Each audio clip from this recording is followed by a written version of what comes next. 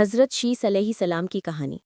حضرت شیس علیہ السلام اللہ کے برگزیدہ نبیوں میں سے تھے۔ ان کا نام شیس رکھا گیا، جس کے معنی ہے اللہ کی بخشش۔ آپ بچپن ہی سے نیک، عبادت گزار اور علم دوست تھے۔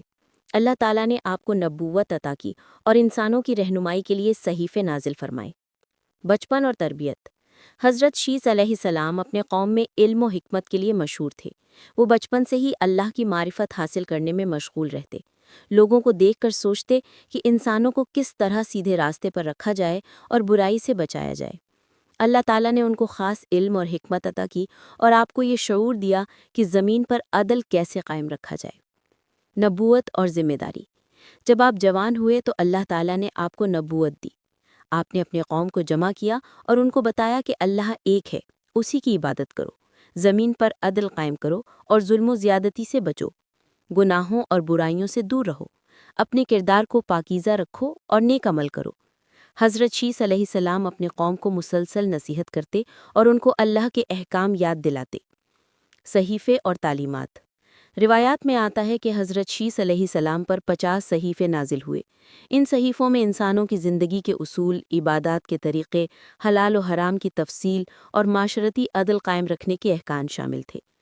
حضرت شیس علیہ السلام اپنے قوم کو یہ تعلیم دیتے کہ زمین پر انسان اللہ کے خلیفہ ہیں، ان کو محبت، انصاف اور تقوی کے ساتھ زندگی گزارنی چاہیے۔ وہ لوگوں کو سکھاتے کہ کیسے ایک دوسرے کا حق ادا کیا جائے، یتیموں اور کمزوروں کا خیال رکھا جائے اور ظالم کو روکا جائے۔ گمراہی کے خلاف جدوجہد۔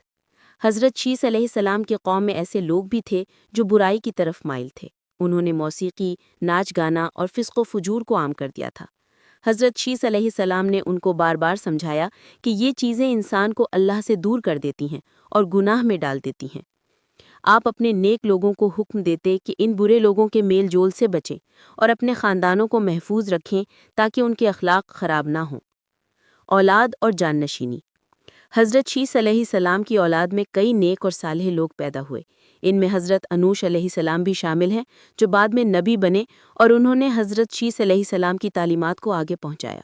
اسی نسل میں بعد کے انبیاء پیدا ہوئے، حتیٰ کہ حضرت نوح علیہ السلام بھی انہی کی نسل سے تھے۔ آخری ایام اور وصیت۔ حضرت شیس علیہ السلام نے طویل عمر پائی اور اپنی پوری زندگی اللہ کی عبادت اور انسانوں کو نیکی کی طرف بلانے میں گزاری۔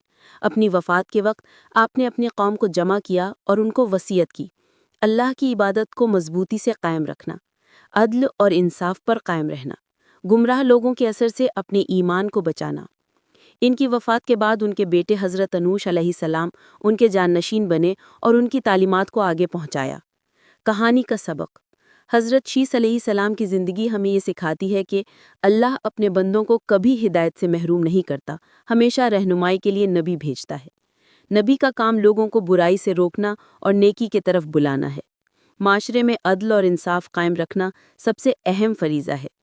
گمراہ لوگوں کے اثرات سے بچنا اور اپنی نسل کو پاکیزہ رکھنا ضروری ہے۔